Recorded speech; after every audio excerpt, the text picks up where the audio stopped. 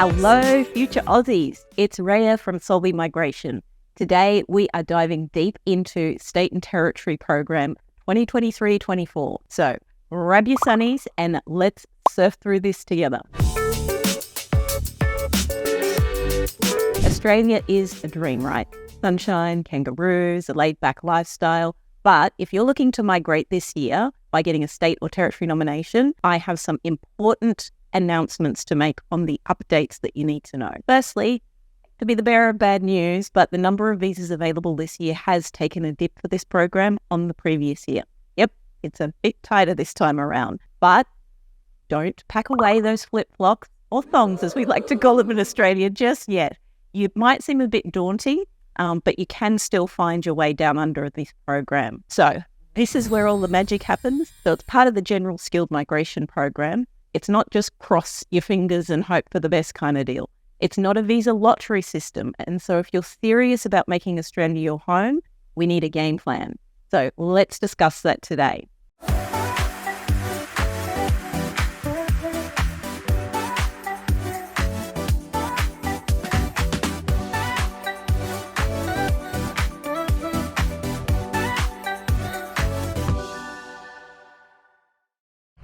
We're here on the 18th episode of Making Australian Migration Easy. As I said, I'm Rhea Favole. I'm your host, the CEO and founder of Solvi Migration and a former Australian immigration official. Today, I'm going to chat to you about the state and territory nominated visas. That's the subclass 491 and 190. As always, I'm delighted to reward our amazing listeners with a thank you bonus towards the end. So once again, sit back, relax, and let me explain to you how you can maximize your chances to gain a visa leading to either directly permanent residency or pathway to permanent residency with the state-nominated program. In our last episode, I interviewed the Australian Nursing and Midwifery Accreditation Council's director, Kath Baird. It was about the registration processes and skills assessment requirements for nurses and midwives who ultimately want to migrate to Australia permanently. In that episode, we discussed things like what the role of ANMAC is, who needs a skills assessment with them, some of the requirements for the nurses and midwives, how you can apply for the skills assessment with ANMAC, which type of visa someone might require, whether or not they need English language or skills assessment, some of the common mistakes that people make with those processes, some advice from Kath to nurses aspiring to come and work in Australia, and what can nurses expect from the processes with regards to registration with APRA versus New Zealand. This week, let's dive into a hot topic, which is around the General Skilled Migration Program, or GSM.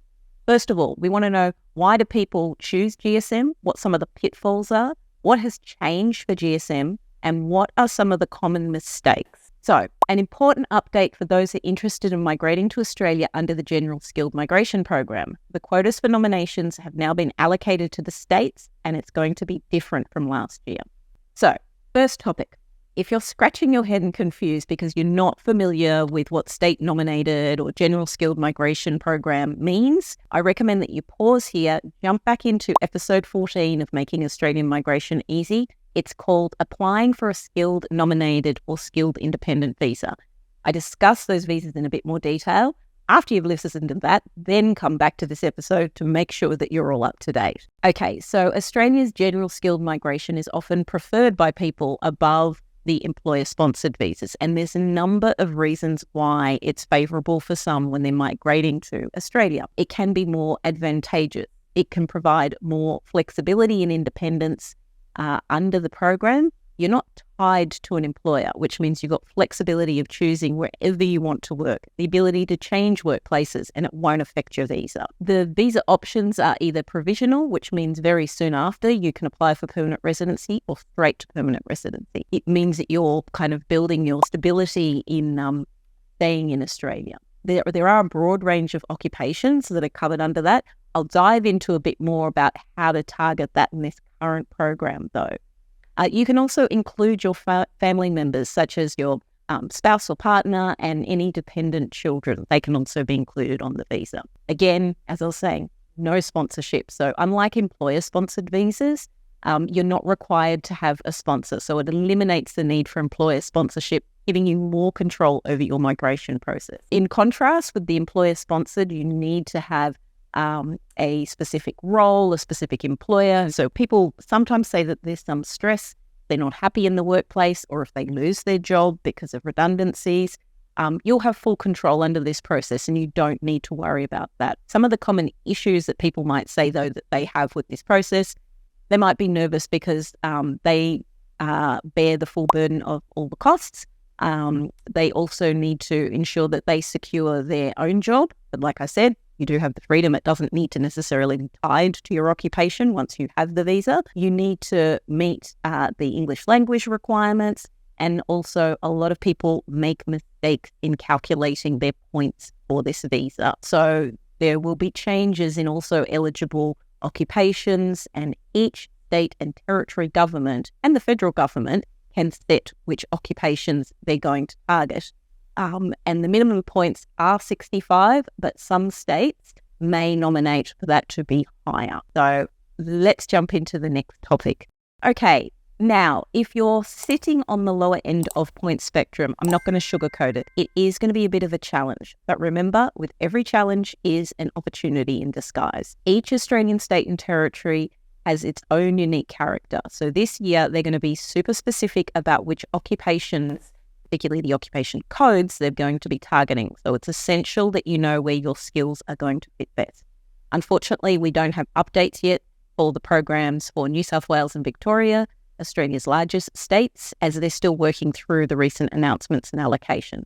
We're also still waiting for the federal program, that's for the subclass 189, to drop into view. So as it stands, there have been a few surprises with the migration planning levels that we anticipated being at around 30,375 for state and territory nominations, but overall what we've seen last week is that it's 16,700 places. So going in alphabetical order across the Australian states and territories, the ACT will be nominating 600 subclass 190 visas and 600 491s.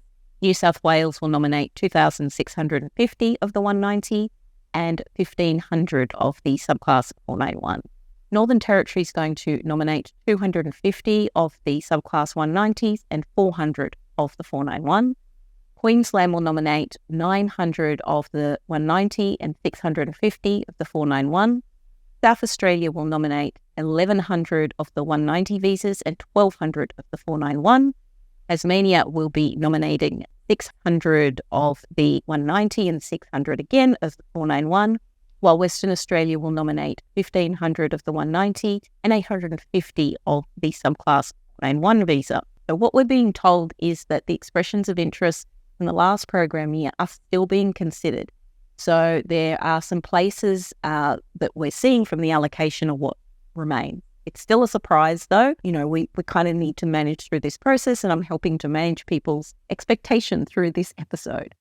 So from my policy interpretation of what the government is trying to do is that they're trying to fairly consider what was already in the pipeline of nominations to meet those who met the eligibility before they move on to assessing the remaining allocation.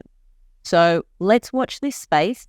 There is still a chance that there may be some further invitations beyond the current allocations, because as they work through that backlog of people who had already put in a nomination, if they didn't actually meet the desired requirement, which does happen quite commonly, then they will be able to move on to allocating more. All right, last topic. Let's dive into the important area of the mistakes I anticipate many will make in this much more competitive round. A lot of this is actually based on existing experience of the mistakes that I see people making. Commonly, people seem to have this misconception that if they have the minimum point, they'll get an invite. That's not how it operates. It's not a lottery. There are limited places, and even if you meet the eligibility, you need to understand how the process works. People also base things on what they hear others getting invites, but don't actually understand their own occupation, age, skills, work experience, and how it places them competitively for their specific occupation in terms of getting a nomination. They may have a common occupation the state government is not targeting. You need to get the right advice.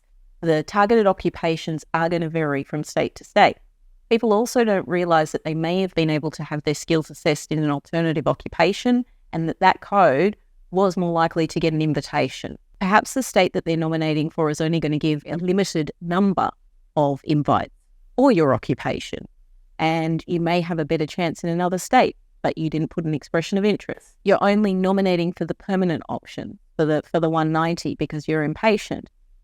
The 491, in some cases, has more opportunity, and in only 3 years you could apply for permanent residency. So I advise against that approach. Also, not checking that all of your documents and assessments are valid when you submit your expression of interest visa application, and people missing out on getting their partner to have their skills assessed because they want to save time and money, but that actually could have made their application more attractive because they would have had higher points.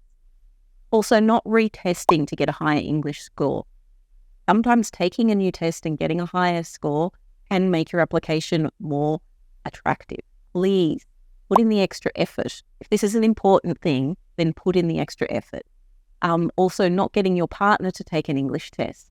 That's another important part that will contribute to the overall point. Remember, the dream of living in Australia is not just a roll of the dice. It's a journey. Get the right guidance. We can help you navigate all of the twists and turns with confidence. That's where myself and my team come in.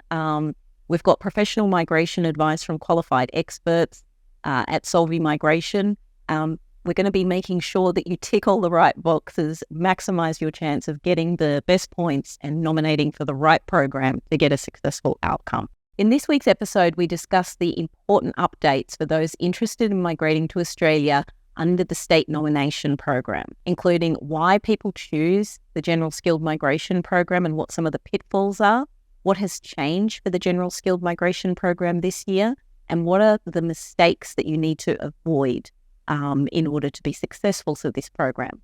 I mention why these changes make it even more important for people to have the right advice about their prospects and to plan a strategy to get a successful outcome. The team and I would be delighted to use our knowledge we've gained over 20 years in Australian government and to give comprehensive legal advice and good strategic informed positioning to be successful. So if you're ready to hop in this adventure and have us cheer you on every step of the way, remember, every big dream, so your migration dream, starts with a single step, and then, we'll be there beside you. So if anything I've talked about today might impact you or your migration plans, please book a consultation and get some advice. You can do this at our website, that's www.solvimigration.com.au. And the bonus that I talked about, don't forget, if you want to book that consultation online, we are offering $50 off. That's $50 off your first consultation. And you just need to mention 50OFF when you're booking that consultation. So to all of you new future and aspiring Aussies, please keep those dreams alive and kicking. And I look forward to seeing you on the next episode of Making Australian Migration Easy.